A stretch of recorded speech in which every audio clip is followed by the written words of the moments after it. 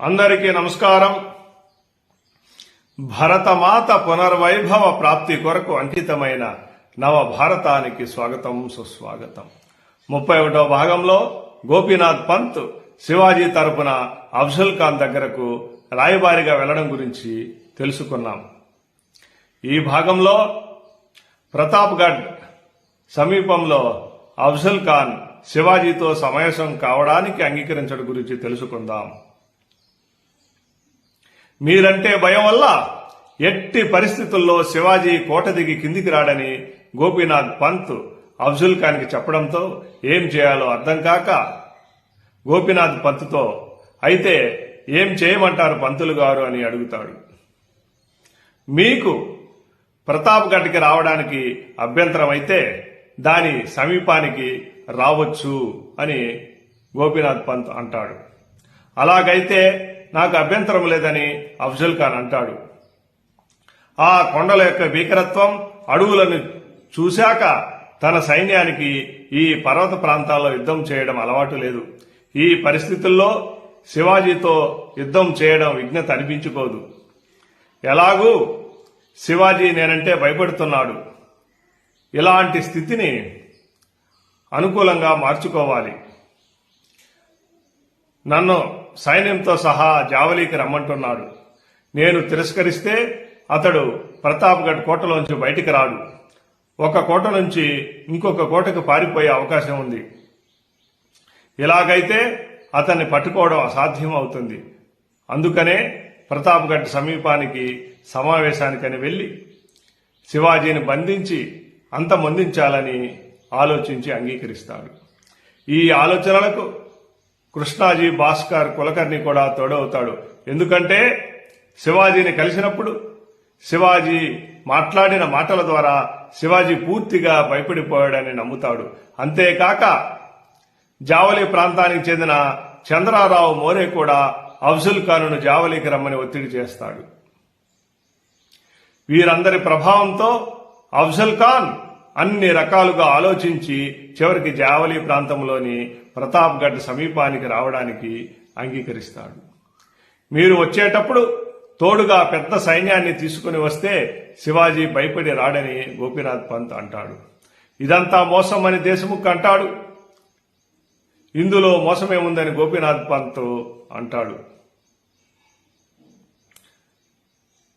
ఖాన్ సాహెబ్ గారు ప్రతాప్గఢ్కి రావాలి, లేకపోతే కోట దరిదాపులకు రావాలి, అందులోనూ ఒంటరిగా రావాలి. ఆహా, ఎంత బాగుందండి పంతులు గారు, దీన్ని మోసం అనకుండా మరేమంటారని దేశముఖ్ అంటాడు. ఒంటరిగా రమ్మనా లేదు కదా, ಹೆಚ್ಚು మంది సైన్యాన్ని వద్దంటున్నారు. శివాజీ కూడా ఎక్కువ మందితో రాడు. ఇందులో మోసం ఏమున్నది? ఖాన్ సాహెబ్ గారు మీరే చెప్పండి. మీరు మిత్రత్వాన్ని కోరుకుంటుంటే ఈ దేశముఖ్ విభేదాన్ని హెచ్చిస్తున్నాడని గోపీనాథ్ అంటాడు. మోసం చేయాలంటే మాత్రం సాధ్యమవుతుందా? ఈ ఖానుని వంచగలిగిన వారింతవరకు ఈ లోకంలోనే పుట్టలేదు, ఇక పుట్టబోడని అంటాడు. అది నిజమేనండి. ఒకవేళ మోసం చేయాలన్నా అజేయమైన మీ శక్తి ముందు ఆ కుయుక్తులు సాగుతాయా? అందులో మీరు ఆజానుబాహులు అని గోపీనాథ్ పంత్ నవ్వుతూ అంటాడు. అవునవును, నన్నేం చేయగలడతడు? నా పిడికిటిలోకి కూడా చాలడు. బీజాపూర్కి వచ్చినప్పుడు చూశాను, నాకంటే చాలా చిన్నవాడు, పొట్టివాడు అంటూ అఫ్జల్ ఖాన్ నవ్వుతాడు. మీరు కోట వద్దకు రావడానికి సంసిద్ధంగా ఉన్నారని నేను శివాజీతో చెబుతానని గోపీనాథ్ పంత్ అంటాడు. ఇది చాలా ప్రమాదమండి, మీరు వారి వలలో పడుతున్నారని దేశముఖ్ అంటాడు.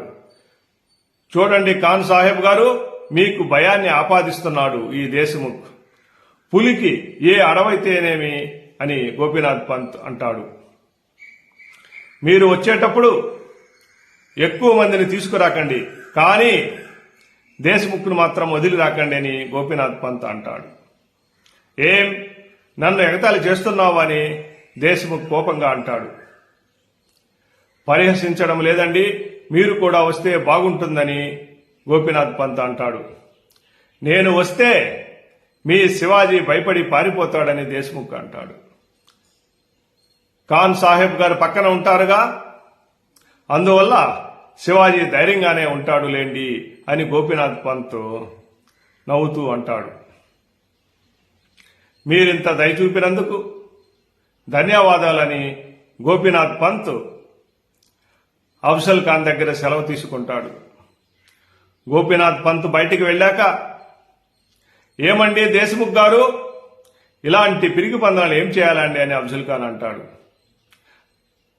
అది సరే గాని ఖాన్ సాహెబ్ గారు, మీరక్కడికి వెళ్ళటానికి అంగీకరించి ఉండకూడదని దేశ్ముఖ్ అంటాడు. మీరెక్కడా, అతడెక్కడా?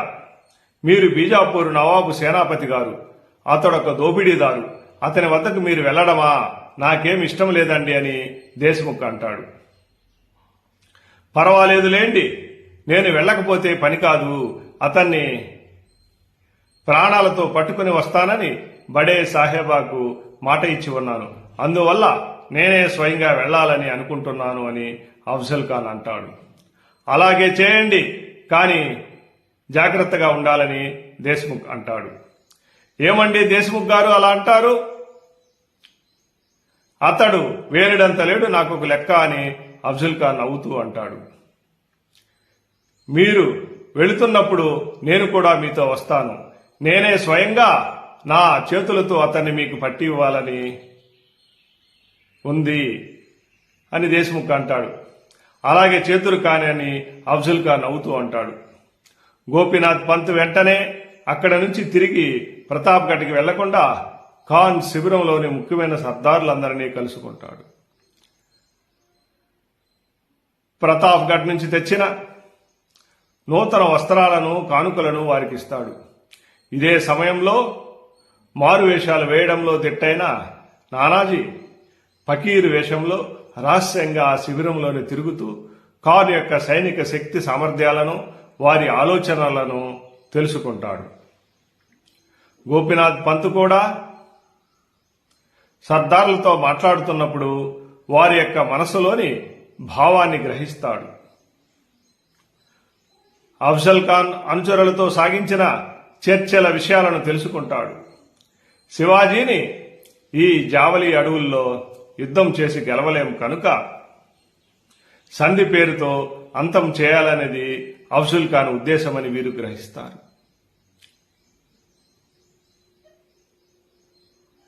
ప్రతాప్గఢ్ నుంచి శివాజీ తప్పించుకొని పారిపోవడానికి ప్రయత్నిస్తే అతన్ని పట్టుకోవడానికి వీలుగా కోట చుట్టుపక్కల కొంత సైన్యాన్ని ఉంచాలని నిర్ణయించుకున్నారని తెలుసుకుంటారు. శివాజీకి ఇచ్చేందుకై అఫ్జల్ ఖాన్ ఇచ్చిన కానుకలను తీసుకుని వాయి నుంచి గోపీనాథ్ పంత్ బయలుదేరుతాడు. అఫ్జల్ ఖాన్ శిబిరంలోని సర్దారులందరికీ జావలి అడవుల్లోని ప్రతాప్గఢ్ సమీపానికి వెళ్లడానికి అఫ్జల్ ఖాన్ అంగీకరించడం గురించి తెలుస్తుంది. బీజాపూర్ సల్తనత్పై విశ్వాసపాత్రులైన దూరదృష్టి గల సర్దారులు వారిలో చాలా మంది ఉంటారు. వారికి అఫ్జల్ ఖాన్ జావలి అడవులకు వెళ్లడం ఇష్టం లేదు. ఇందులో ఖచ్చితంగా ఏదో మోసం ఉందని వారికి తోస్తుంది. వాళ్ళు అఫ్జల్ ఖాన్ దగ్గరికి వచ్చి ఇలా అంటారు, ఇందులో ఏదో కుట్ర ఉంది. శివాజీ ఇప్పటి వరకు ఎవరి ముందు తల వంచలేదు. అతడు సాహసి. అతన్ని చిన్నతనం నుంచి ఎరిగిన వారు అతడు పిరికివాడంటే ఒప్పుకోరు. అతడిప్పుడు మీ ముందు భయం అని నాటకం ఆడుతున్నాడు. దీని వెనకేదో మోసం ఉంది కనుక మీరు అక్కడికి వెళ్ళవద్దని చెప్తారు. తన శత్రువు సాహస పరాక్రమాల గురించిన ప్రశంసా వాక్యాలు వినగానే అఫ్జల్ ఖాన్ అహంభావానికి దెబ్బ తగులుతుంది. నా దగ్గర శివాజీ పరాక్రమం గురించిన స్తోత్రాలు వల్లిస్తారేమిటి? అఫ్జల్ ఖాన్ శౌర్యాన్ని మీరు ఇప్పటి వరకు అర్థం చేసుకోలేకపోయారు. నన్ను చూస్తే సైతాను కూడా భయపడి వణుకుతుంది. ఇక శివాజీ ఎంత అని అఫ్జల్ ఖాన్ అంటాడు. ఇక మీదట తన దగ్గర ఇలాంటి పిరికి మాటలు మాట్లాడవద్దని అఫ్జల్ ఖాన్ ఆగ్రహిస్తాడు. ఇలాంటి సలహాలు ఇచ్చినందుకు చాలా మందిని అకారణంగా శిక్షిస్తాడు. తరువాతి భాగంలో అఫ్జల్ ఖాన్ ప్రతాప్గఢ్ కోట సమీపానికి బయలుదేరడం గురించి తెలుసుకుందాం. ఈ వీడియో మీకు నచ్చినట్లయితే లైక్ చేయండి, షేర్ చేయండి, కామెంట్ చేయండి, మీ బంధుమిత్రుల చేత సబ్స్క్రైబ్ చేయించండి.